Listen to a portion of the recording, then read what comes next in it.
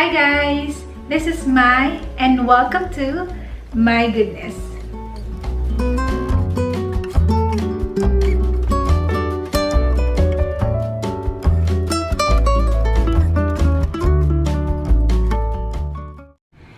Alright guys, so today magbe-bake na naman tayo.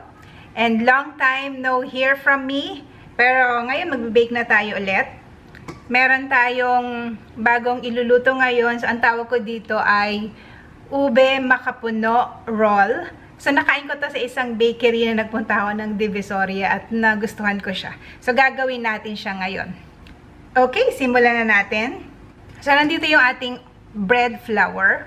So, dadagdag lang natin yung ating mga ingredients. Pero, before that, I have here yung ating milk. Papainitan ko to kasi I'm using active dry yeast. So, kailangan i-activate mo na ito. But if you're using instant yeast, you can immediately mix it with all the other ingredients. Wala nang kailangan activation needed.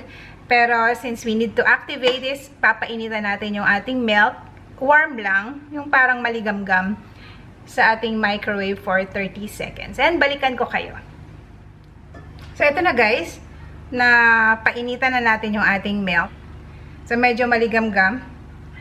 Ayan. Pag dinip nyo yung finger nyo sa kanya, mainit. Pero hindi naman yung mapapasok ka. So, usually, dapat ang temperature is around 95 degrees Fahrenheit to 110 degrees Fahrenheit. Yung ating milk. Now, more than that, pwedeng mamatay na yung yeast. Unlike pag instant yeast, pwede mo pa rin ipa-warm yung milk mo kung gusto mong mas mabilis umalsa yung iyong tinapay. Mas mataas ang heat tolerance ng instant yeast, which is gonna be around 110 to 130 degrees Fahrenheit. So, lagay na natin yung ating yeast. So, kukuha lang ako ng konting sugar dun sa ating sugar na gagamitin. Siyempre, nag-measure na tayo ng sugar kanina. Ayan. Lalagyan natin ng sugar kasi para ma-activate. Ito kasi yung food ng yeast. Magbabubbles ito. Let it sit for 10 minutes. Dito sa atin, mas maraming nabibiling instant dry yeast. Kasi yan yung usually ginagamit sa mga bakeries. So, tandaan nyo guys, yung yeast nyo, dapat yan ay ini-store natin sa ref. Kumukuha ka lang ng konti, ilalagay mo sa ref. Tapos yung the rest, pwede mong i-freezer para mas tumagal yung lifespan ng ating yeast. So, maabot sa akin yan ng taon. Okay, hintayin lang natin na mag-activate yung ating yeast and balikan ko kayo. Okay, so guys, ito na yung ating yeast. So, ayan, nakita nyo, mabula na. Ayan yung mga bula niya, oh, sa ibabaw. Okay. Pwede na nating ihalo. There you go. And then, ilagay na natin the rest of the ingredients, which is yung ating sugar. You may also use white sugar. And ito naman ang egg. 1 large ating oil. And then, yung ating salt ay last ko nang ilalagay. So, pwede na nating i-mix.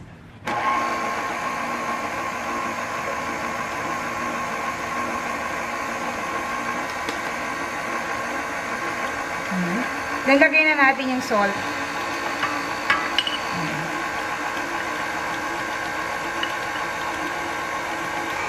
This is just the basic bread recipe. So, you can make any type of bread using this mixture. Pag na-mix nyo ng mabuti yung ingredients, kagaya nyan, pwede nyo itong i-rest for like 30 minutes to 1 hour. So, that's what we call the autolyze method. Para hindi kayo masyadong mahirapang mag-knead, lalo na kung nagmamano-mano kayo ng masa ng tinapay. Pero since I'm going to use a mixer, so pwede ko nang i-diretso. Depende sa inyo guys. Kung may time kayo, kapag kasi nagre-rest ang dough, nagkikreate siya ng gluten. Okay, so mix lang natin ito for about 10 minutes sa mixer. Pag hand kneading, aabot kayo ng 15 to 20 minutes.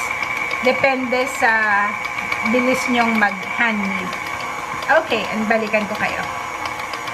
Okay, so guys, so it's been 10 minutes na nagmamasa tayo or nagni-knead. Ayan. stretchable na yung dough natin. So, pwede na to. Marami-rami na kayong nabibake na bread. Alam nyo na yung kapa pa lang ng dough, kung okay na siya, na need na or namasa na siya ng maayos.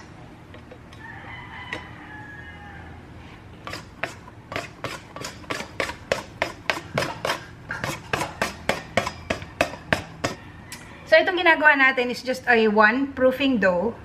So, pag-rest lang natin ng kahit 30 minutes lang, para lang mag-get together yung dough. Hindi siya masyadong malagkit. So, hindi na natin siya kailangan first proofing. So, pag nagmamadali kayo, pwedeng ganito ang gawin nyo. Okay, rest lang natin ito ng 30 minutes. And then, babalikan ko kayo, idediretso na natin itong i-form. Okay, so guys, napag-rest na natin yung ating dough ng 30 minutes. Okay na yun. Yan. Yan. Ganda ng dough natin. Pag napag-rest nyo, hindi na siya masyadong malagkit or madikit sa kamay. So, half lang nitong dough natin ang gagamitin ko, guys. Kasi yung half, gagawin ko namang ibang style. And, makikita nyo yun for my next video. So, you have the option na gamitin lahat ito for the ube makapuno roll. So, normally kasi lahat ito ginagawa kong isang recipe lang. But since dalawa lang kami ng husband ko nakakain dito sa bahay, so, hinahaf ko lang dahil masyadong madami.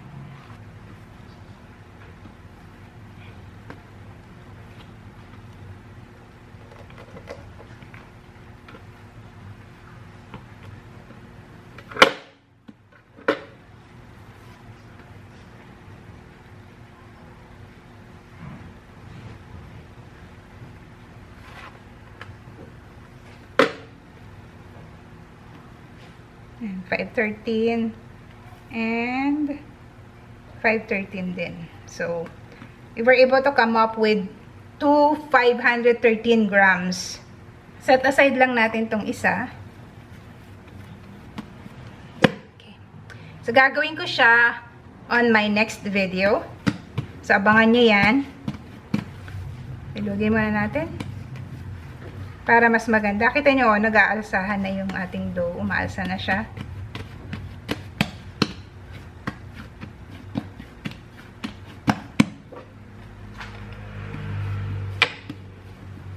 So, ipa-flatten ko lang to na rectangle lang shape. Kamukha nitong aking baking mat.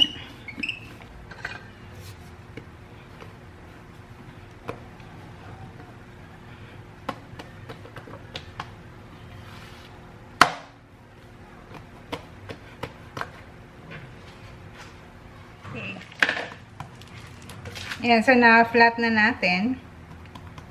Minsan mas madali pag kamay lang eh. Pero i-dust nyo rin ng flour kapag madulas.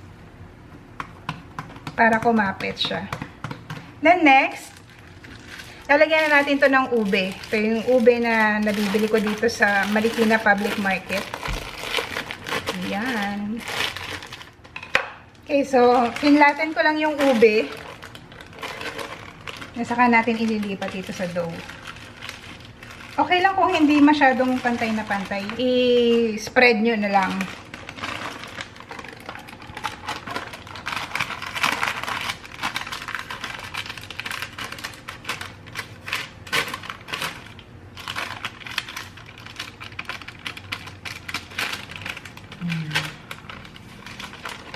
Okay.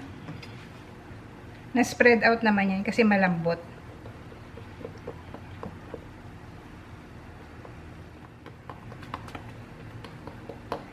Okay, pwede na to. Basta meron lang yung mga gilid. Hatiin ko muna sa gitna. And then, gitna ulit. Tapos, okay, gitna. Okay.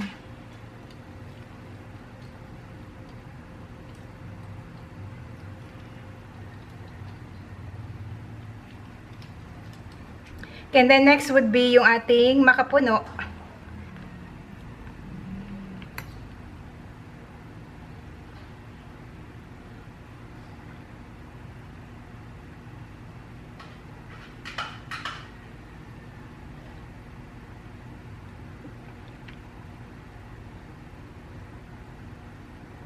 So, ganyan yan. Dapat may strands lahat ng area. Para masarap.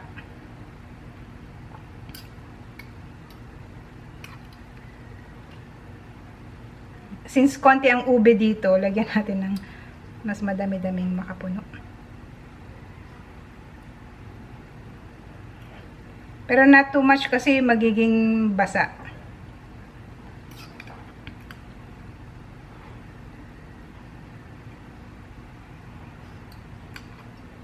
Sarap nito, guys. Nung nakain ko. Konti pa nga yung ube na nilagay nila eh. Siyempre alam mo na pagka pang business, mas konti ang ingredients. Like konti ang nakapuno. Parang sa isang roll ata yung nakakain ko, parang isa lang eh. Yee, parang ang sarap-sarap. Tinikman ko na ngayon makapuno, ang sarap eh.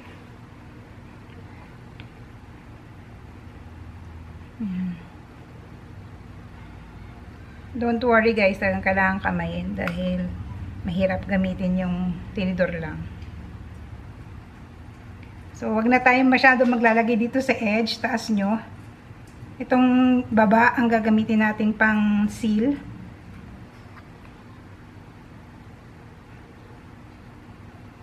Sino mahilig sa makapuno? Sarap nito sa halo-halo, di ba? So, iro-roll na natin siya isa-isa. So, mag-start tayo dyan.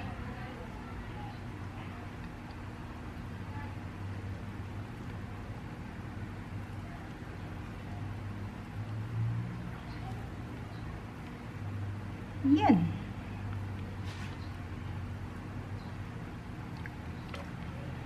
So, dapat may nakalabas pang makapuno.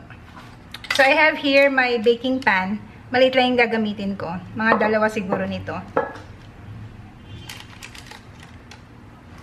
Then, roll natin ito ulit. Pag ganito kasi yung ginawa nyo, hinatin nyo muna isa-isa.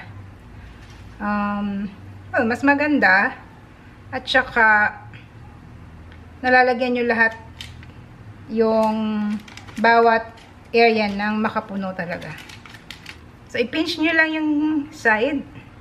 Minsan, hindi pare-pareho yung size na nagagawa nyo. So, that's gonna be fine. Kasi alam nyo, hindi na yun napapansin pag kinakain na. Pero, ayan o, ang ganda. Nag-uumapaw yung ating ube. Ano siya, guys? Alagyan ko pa dun sa ibabaw. Kasi minsan yung ibang wala eh.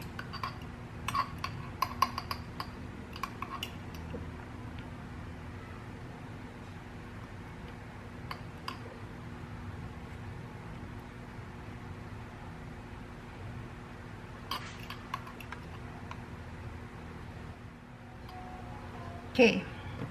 And then, itong isa, dito ko lang nilagay. So, kung meron kayong isang baking pan na kasya siya lahat, okay lang naman. Yung pabilog, usually kasi bilog yung ginagamit ko. Pero this time, gusto ko naman gumamit ng ibang paglalagyan sa kanya. So, pwede rin to sa loaf pan, guys. Okay. So, ipo-proof lang natin ito for about 45 minutes to 1 hour until umalsa na yung ating dough. Okay. So, balikan ko kayo. Alright. So, guys, ito na yung ating dough after 45 minutes. So, makikita nyo, maalsa na. Ayan o. Lumaki na yung ating dough. Nag-preheat na ako ng oven at 180 degrees Celsius. So, isasalang na natin ito. And then, I'll let you know once this is baked. Okay, so guys, this is our freshly baked ube makapuno roll. Ayan. So, mainit-init pa to. Init pa nga yung lagayan eh.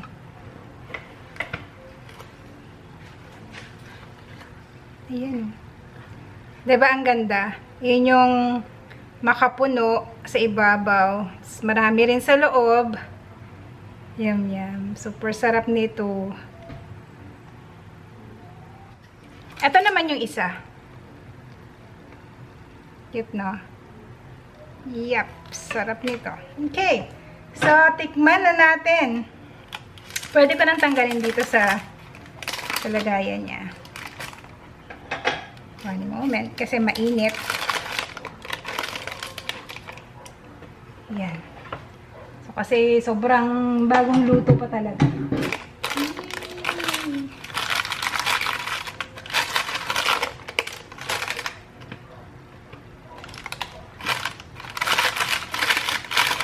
Ano siya, guys?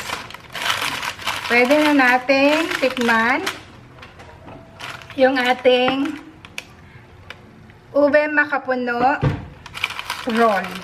So, depende na sa inyo, guys, kung anong gusto nyong gamiting baking pan. Pwede yung bilog. Tapos, kung ibibenta nyo, pwede nyo ilagay sa isang round din na clamshell. Pwede rin naman pa loaf pan, parang ganito. So, this is a one-proofing bread na hindi na tayo nag-ferment, diretso second proofing agad. Kasi malasa naman yung ating bread because of the ube at saka yung makapuno. Wow, super init pa pala.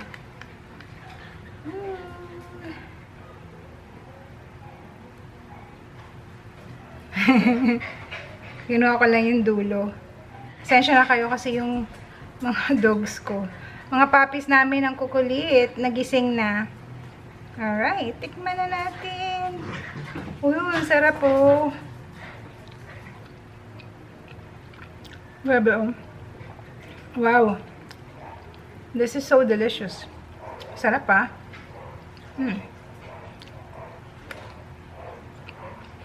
Hindi masyado matamis. Okay lang. Kasi yung nabili ko, medyo tinipid sa ube tsaka sa makapuno. Kaya, ayan. Ilagyan natin.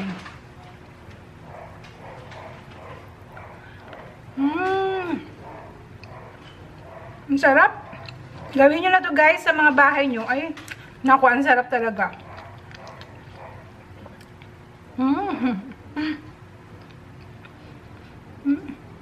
Ayan, makapuno. Ayan, makapuno. Ang sarap. Makakaubos ka na madami nito. Sarap. Nalutong ng konti yung ibabaw.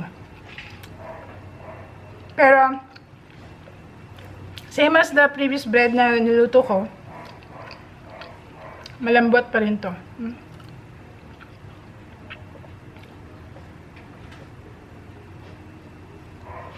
Yung bili ko sa ube, sa Bayan Palengke, dito sa Marikina, is just 45 pesos.